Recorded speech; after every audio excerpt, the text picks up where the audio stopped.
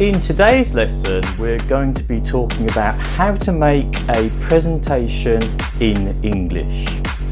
It doesn't matter if you want to practice your presentations just to improve your English, or maybe you're somebody who has to make presentations as part of their work. Whichever one is you, we have some ideas to improve your presentations. So, if you're ready, let's begin. Hopefully you're going to have time to prepare your presentation, and preparing is the best way to make sure you give a good presentation.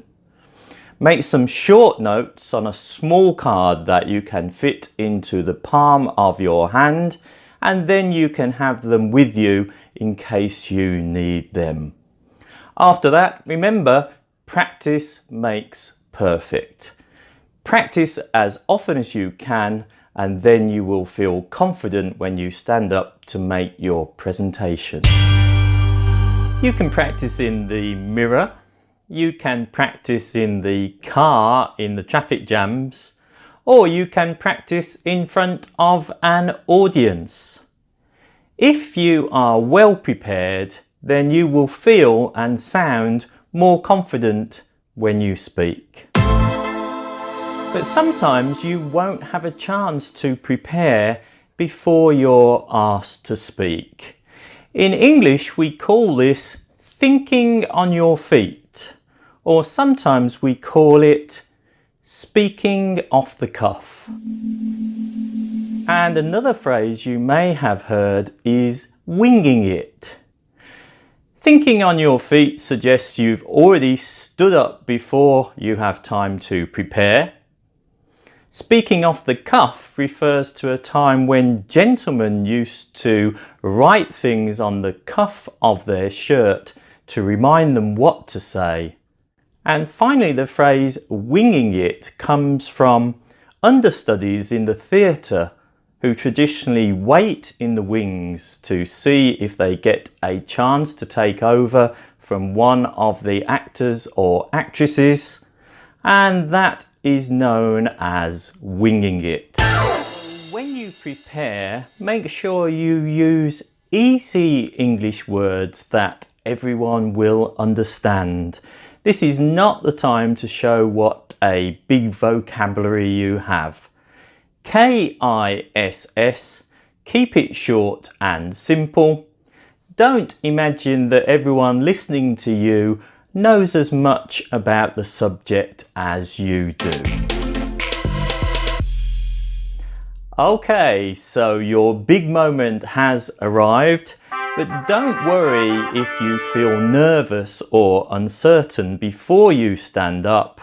It's very normal for that to be the case.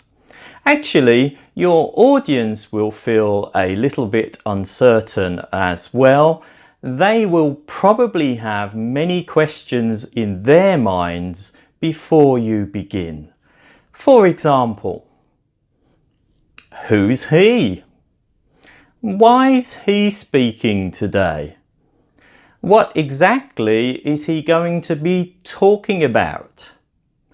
How long is he going to be talking for? Can I ask any questions? Why does he have no hair? The more of the answers to these questions that you can give early on, the more comfortable your audience will be with you. For example, good morning everyone, my name's Peter and I'm an English teacher who's been teaching in Thailand for nearly 10 years. Today I'm going to be speaking about how to give a presentation in English.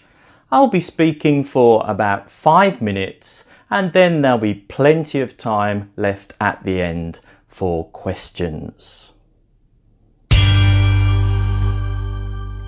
If it's your first presentation, then you're going to feel excited. But remember, the most important thing is to speak slowly. Don't speak too fast. It will be difficult for people to understand. Take a deep breath Before you begin, see if that helps. It's very important that your presentation has a structure. In particular, a beginning, a middle, and of course, an end. In the beginning, you should introduce yourself, and also you should try to give your audience a reason why they should listen to you. By listening to this presentation, you will learn how to give a good presentation in English. Then you'll be able to impress your big boss at your next meeting.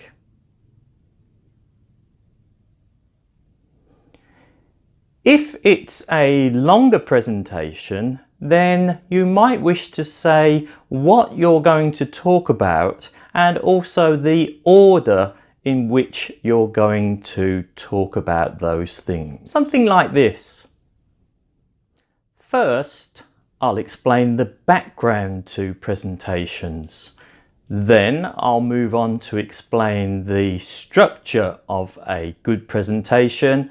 And finally, I'll give you a list of tips and pitfalls that you can use in everyday life.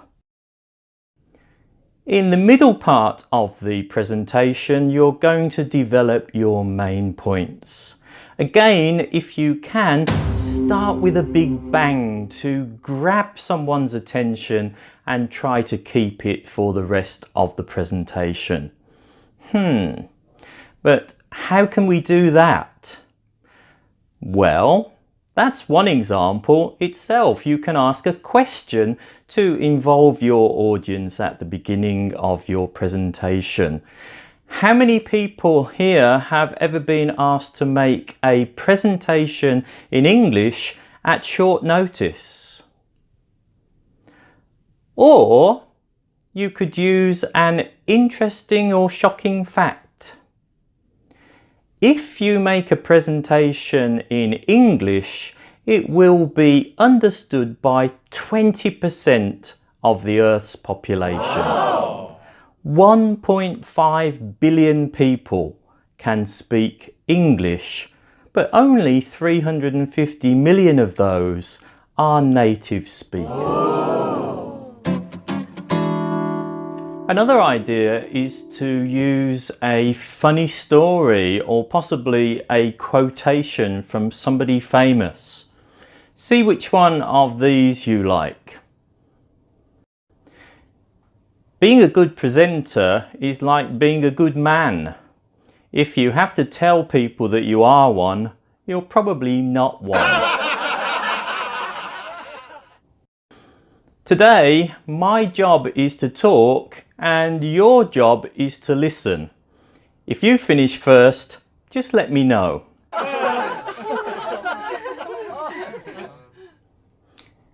They say the human brain starts working the moment we are born and continues to work until the moment we stand up to give a presentation. Remember, if you are going to try and say something funny, make sure it is funny. There's nothing worse than having a joke that falls flat. Duh. And I should know. Oh no! A presentation is said to be like a journey. And like any sort of journey, it's important for people to know where they are at any given point on that journey. For that, we use special words and phrases in English that we call signposting. These signposting phrases tell us the direction that we're going in and tell us where we are on our presentation journey. So now we've looked at the structure, let's move on to look at the background. Now I've finished what I've got to say about structure, which leads me into my next point, which is about background. Once you have finished all the main points from your presentation, then it's time for you to sit down. But not so fast, because there's two things that we need to do before we can finish our presentation. The first thing that we need to do is we need to summarize the main points that we've said. This is particularly important if you've been making a longer presentation. Very briefly, just repeat the main points one more time. And then we need to move on to the final part, which is our ending or our conclusion. In presentations, there's generally thought to be two kinds of conclusion. The first one is a call to action, and the second one is really a checking that people have understood new information that they've been given. A call to action. It could be something like this. I hope you've enjoyed my presentation today. So now I'd like everyone to subscribe to my channel on YouTube, Love English Thailand. Or secondly, to give new information. So I hope now that everyone has understood the rules of giving presentations in English and can go back to their workplaces and give a presentation themselves. After that, well, this time you can sit down, but don't forget it's a good idea if you can invite people to ask you some questions. As you've prepared very well, then hopefully you'll know the answer to any questions that you might get asked. But what happens if you don't know the answers to the questions? Well, first of all, you can use a technique like asking someone in the audience if they know the answer. Secondly, you can return the question back to the speaker and ask them for their opinion to see if they have an answer. Another thing that you can do is offer to give the information at a later time. It's much better than making up an answer, is to be honest and say, I don't know the answer right now, but I'll get back to you by the end of the day or the end of the week. Maybe you do know the answer, but it's just difficult for you to put it into words in English, in which case maybe you can delay your answer very slightly to give yourself some thinking time. Common phrases that people use in English are things like, I'm very glad you asked me that.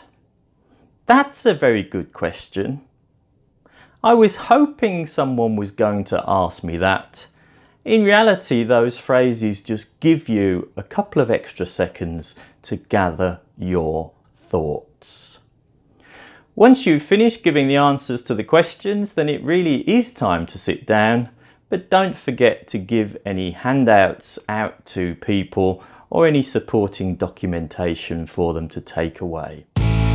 So let me just summarize by going over 5 things that you shouldn't do, 5 pitfalls, and maybe 10 things that you should do, maybe 10 top tips. So number 1 of things that you shouldn't really do, okay? Don't use any big words or any jargon or really any technical words that people won't understand. Don't also read from a big sheet of paper, and don't read from the PowerPoint slides if you're using PowerPoint. People can read them very well already. Don't think that everyone knows the subject as well as you, but on the other hand, don't talk down to them as if you know everything and they know absolutely nothing. Don't talk too fast. We always get excited when we make a presentation. Make sure you slow down, particularly if you're not speaking in your first language. And number 5 of things that you shouldn't do, don't be afraid, especially of making mistakes. If you make a mistake, move on. People probably won't even notice. Let's finish with 10 things that you should do. My top 10 tips for making presentations. Number 1, prepare. Make sure that you know your subject. That will make you feel more confident. Number 2, consider your audience. Think what they want to know and what questions are in their mind as you get up to speak. Number 3, make sure you have some bullet points with you in the palm of your hand, written on a small piece of paper. They're there just to remind you in case you forget what you're going to say next. For any presentation, however short or however long, make sure you have a structure, a beginning, a middle, and an end. And make sure that you do use signposting so that the audience knows where you are in the presentation at any particular time. At the end of the presentation, I know that it feels like we want to get it over with quickly, but make sure that you spend time summarising and have a definite conclusion as well. Tip number 7, practice.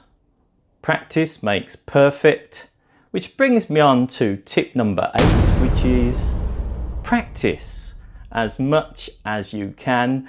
And tip number 9 for good presentations is practice every time before you make a presentation. Tip number 10, well, there isn't a tip number 10, so go back and look at tip number 7, 8 and 9 one more time.